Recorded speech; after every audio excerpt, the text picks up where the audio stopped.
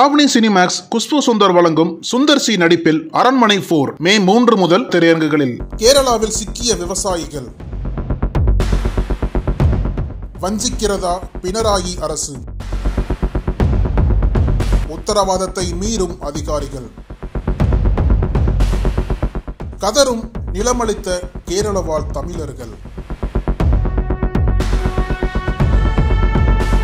கேரள மாநிலம் பாலக்காடு மாவட்டம் சித்தூர் தாலுகாவில் 8 கிராம பஞ்சாயத்துகளும் சித்தூர், தத்தமங்கலம் உள்ளிட்ட 2 நகராட்சிகளும் இருக்கின்றன. இதில் எருத்தேன்பதி, கொளிஞ்சாம்பாறை, வடகரப்பதி ஆகிய பஞ்சாயத்துகளில் தமிழர்கள் பெரும்பான்மையாக வசிக்கின்றனர். சித்தூர் சட்டமன்ற தொகுதியில் மட்டும் 1 லட்சத்திற்கும் மேலான தமிழர்கள் வாக்காளர்களாக இருக்கிறார்கள். இவர்களின் பிரதான தொழிலாக விவசாயமே இருக்கிறது. இங்கு குறைந்தளவே நிலத்தடி நீர் இருப்பதால் அதனை பயன்படுத்தி பந்தல் காய்கறிகள், கத்திரிக்காய், தென்னை, வாழை உள்ளிட்ட பயிர்களை உற்பத்தி செய்து வருகின்றனர். இவற்றில் 90% தென்னை மற்றும் வாழை பயிர்களாகும். இப்பகுதியில் விவசாயத்திற்கு அதிகப்படியான நீர் தேவைப்படுகிறது. இதை கருத்தில் கொண்டு கடந்த 50 ஆண்டுகளுக்கு முன்பு மூலத்துறை அணைக்கட்டிலிருந்து வலது வாய்க்கால் திட்டம் போடப்பட்டது. தொடர்ந்து பல்வேறு காரணங்களால் இந்த மூலத்துறை வலது வாய்க்கால் திட்ட பணிகள் தொடங்கப்படாமலேயே இருக்கிறது. பாலக்காடு மாவட்டத்தில் 11 அணைகள் இருந்தாலும் நிலத்தடி நீர்மட்டம் மிக மோசமாகவே இருப்பதாக கேரள அரசின் நீர்வளத்துறை ஆய்வறிக்கையில் குறிப்பிடப்பட்டுள்ளது. பாலக்காடு கணுவாயின் மலை நிழல் பகுதி என்று சொல்லப்படும் இப்பகுதி கோயம்புத்தூர் மாவட்டத்தின் எல்லையை ஒட்டி அமைந்துள்ளது.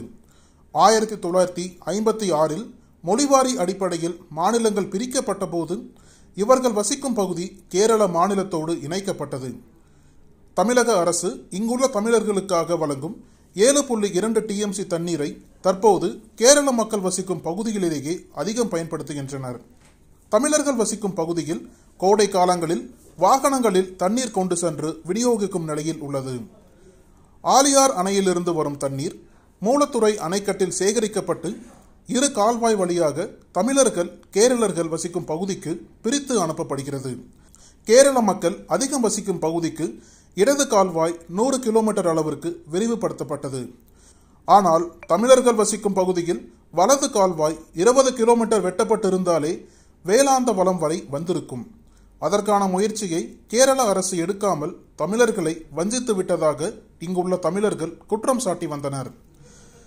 இந்த நிலையில் மூலத்துறை அணை கோரையாறிலிருந்து வலது கால்வாயில் குழாய் மூலம் 6.4 கிலோமீட்டர் தொலைவில் உள்ள வரட்டையாறுக்கு தண்ணீர் கொண்டு செல்ல 63 விவசாயிகளிடம் 14 ஏக்கர் விவசாய நிலம் கையகப்படுத்தப்பட்டது.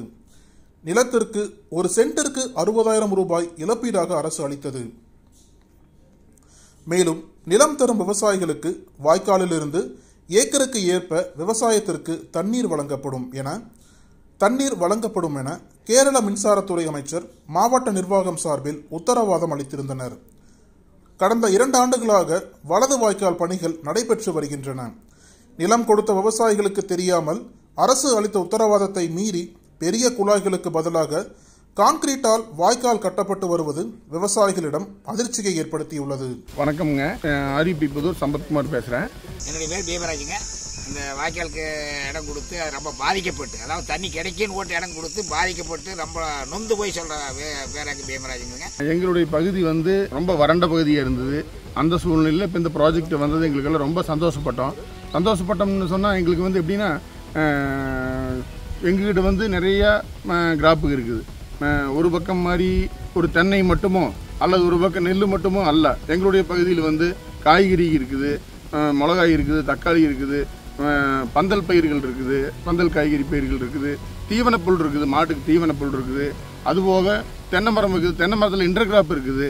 எல்லா விவசாயம் கலந்த பூமி தான் எங்கள் எருத்தேன்பதி பஞ்சாயத்து, வடகரப்பதி பஞ்சாயத்து. இப்போ எங்களுக்கு கனால் வெட்டி ஸ்பவுட் வச்சு கொடுக்குன்னு தான் சொன்னாங்க, விவசாயத்துக்கு தண்ணி பாய்ச்சிற அளவுக்கு.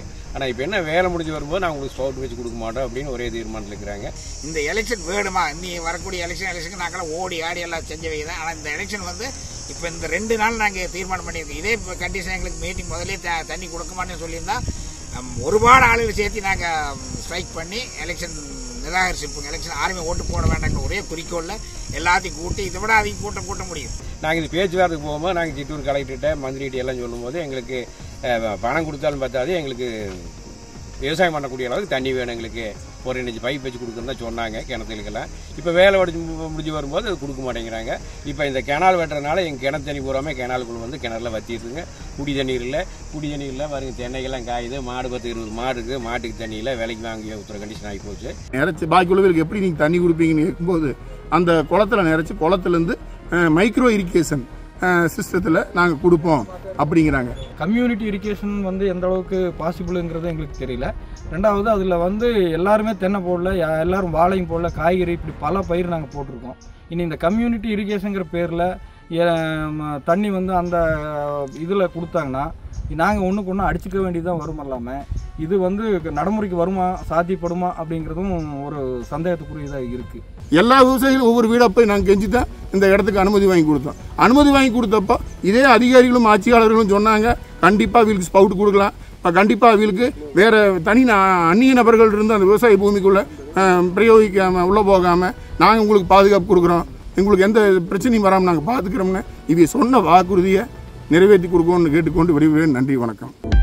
அனல் பறக்கும் செய்திகளை அப்டேட் செய்து கொள்ள நக்கீரன் களத்தை இப்பவே சப்ஸ்கிரைப் பண்ணுங்க.